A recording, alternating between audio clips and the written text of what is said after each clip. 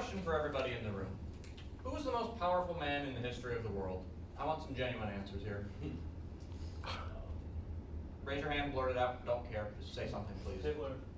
Okay. All right, well, that's an answer. One more, just for fun. MLK. All right, cool. I'm surprised none of you said Stanislav Prestov. You don't know who Stanislav Prestov is? Well, it's fine. Because his power was short-lived, but his power is the only reason why we're alive today. Hi, my name is Andrew Zonka. Today I'm going to be talking to you about denuclearization. Specifically, Stanislav Prestov, some of the problems that we face with denuclearization, and what the consequences might be if we don't deal with this problem very soon. So who is Stanislav Prestov, and why is he important to my speech? Well, he was born September 7th, 1939, near Laduk, which is on the very east side of Russia. He lived a very normal life during his childhood. For post-education, he studied Kiev Higher Education, Engineering, Radio, and Technical College of the Soviet Air Force. And in 1972, he joined the Soviet Air Force Defenses. He quickly rose through the ranks and became a lieutenant of the Army. Now, he'll become important later in the speech. Now, let's flash forward a little bit. The date is September 2nd, 1983. Now, at the time, US and Soviet relations were at their worst. Cuban Missile Crisis levels, we're talking here. It didn't help that Ronald Reagan was in office and had been calling the Soviet Union as an evil empire during an evangelical speech. And the Soviets had Yuri Androponov in office, who during his time in office had faced a series of humanitarian crises. Silencing of the Prague Spring, invasion of Afghanistan, conflict in Ethiopia and South Africa, and the Korean airline massacre. Anybody heard of the Korean airline massacre? Well, I'll fill you in. Flight K007 was a flight from Anchorage, Alaska to Seoul, South Korea. After taking a slight deviation in the flight plan, it accidentally flew over Soviet restricted airspace and was shot down by 3 Su-15 fighter jets. All 269 passengers and crew were killed, including one US Congressman, Larry McDonald. The American public was outraged at the situation and wanted the Reagan administration to take strong action against it. Now, this is Cold War era, so everybody had nukes pointed at each other. One ABC Nightline survey found that 1,016 callers were in favor of strong action against the Soviets, while 7,000 were against it. This all came to a head on September 26, 1983. It's a Perkov 15, a military outpost 127 kilometers away from Moscow. Around midnight, the alarm sounded that 5 nuclear warheads were coming to Moscow from the US. Remember our friend Stan? He was in charge of reporting the nukes to the Kremlin. And had he reported the nukes to the Kremlin, no one would have questioned it because of the tensions at the time. For a brief moment, he was the most powerful man in the world because he controlled the fate of the 55,000 nuclear warheads that were in stock at the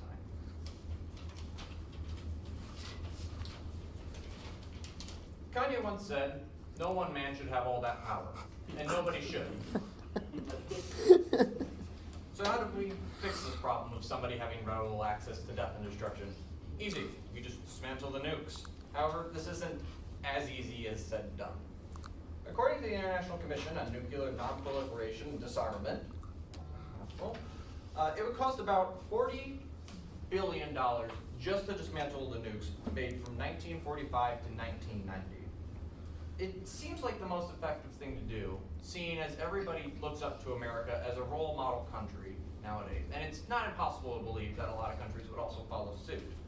However, recent American administrations, I'm not pointing fingers, have been more concerned with fighting in the Middle East and maintaining their superpower status. It also doesn't help that the two political parties that we have in office are so polarizing that there is very little shared common interest between the two. So legislation stays in deadlock in both the House and the Senate because of biological differences. Finally, I'd like to paint a picture for how doomed we could be if we really don't deal with this problem soon. How many of you are familiar with the Davy Crockett? Or have at least heard of it? Okay, I figured. Okay, well, it's the smallest US bomb ever produced. It only has 20 tons of TNT in it. For comparison, the little boy that was dropped on Hiroshima had 15 kilotons in it. 1,000 tons equals 1 kiloton, by the way. That's been a minute for chemistry. Now, if we were to drop the Davy Crockett in the intersection of Fulton Avenue and North Division Street in Grand Rapids, there would be an estimated 2,240 fatalities and 1,160 injuries.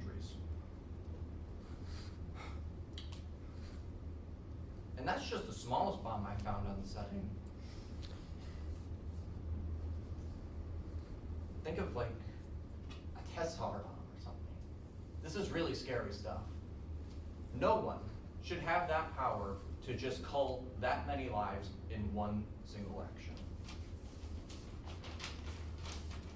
So today, we talked about denuclearization, specifically Stanislav Krestov, some of the solutions and challenges to the problem, and what the consequences might be if we don't address this issue.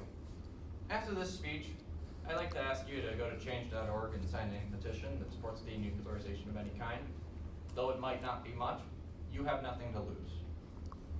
And at the beginning of this speech, I said, there will never be a more powerful man than Stanislav Krestov.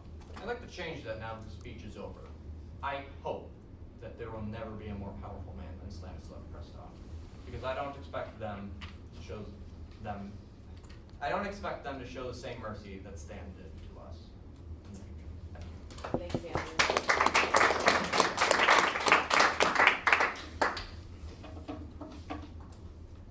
Okay. Comments for Andrew, please. You gave some pauses for dramatic effect, and I think it worked. Charlie. Oh, yeah. I was really debating on like leaving that in there. I was like, I'm talking about denuclearization here. It really doesn't fit in, but like, well. All right. Sean? When you like did that really big pause in the middle and the room was completely silent, it was just a brilliant speech, and I think you did a really good job. Thank you. All right, good job. Oh, Cam, go ahead. I was gonna say, I think you balance comedy with a very dark subject in a good way. Yeah, I really didn't expect to like. I'm walking on a razor edge. I really didn't expect that to go as well as it did. I really wasn't. I just didn't like what I originally set out to write the speech. I just assumed no comedy allowed, all serious, denuclearization, big scary topic. But I figured after writing that and going insane because of like how grim everything was, I had to add like a few lighthearted moments. Thanks, Andrew. Good work. All right, Charlie. Okay, and I just have to say, if anybody has to leave before, we might go.